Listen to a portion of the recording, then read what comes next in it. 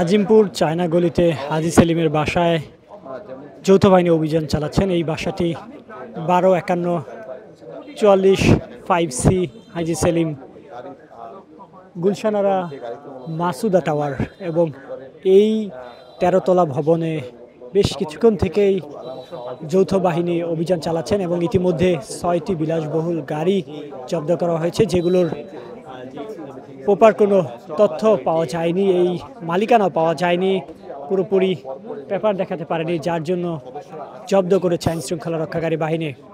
ঢাকা 7 আসনের সাবেক সংসদ সদস্য হাজী সেলিমের গুলশানারা টাওয়ারে ইতিমধ্যে যৌথ বাহিনী অভিযান চালাচ্ছেন এবং এই ভবনটির চতুর্দিকেই আইন শৃঙ্খলা রক্ষাকারী বাহিনী ঘিরে রেখেছেন।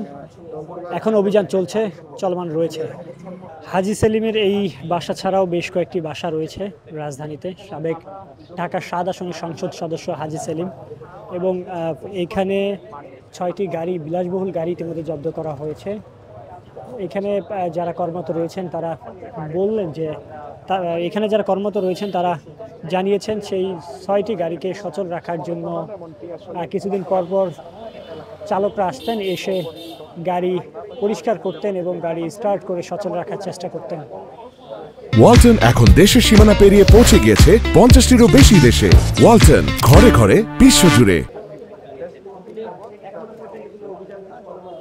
আজিমপুরের চায়নাগুলির এই ভবনটি 13তলা ভবন।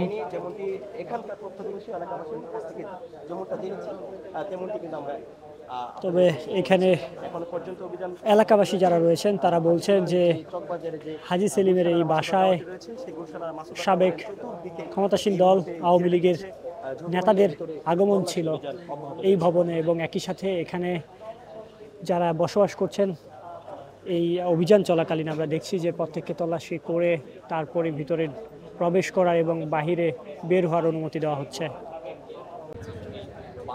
আজিমপুর চায়না গলিতে হাজী সেলিমের 13তলা ভবন যেটি রয়েছে সেখানে সেনাবাহিনী অভিযান চালাচ্ছেন।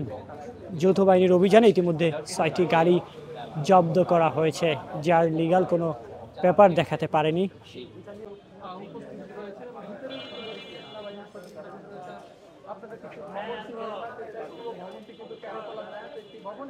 ভবনের আশেপাশে উপস্থিত রয়েছে এবং ভিতরে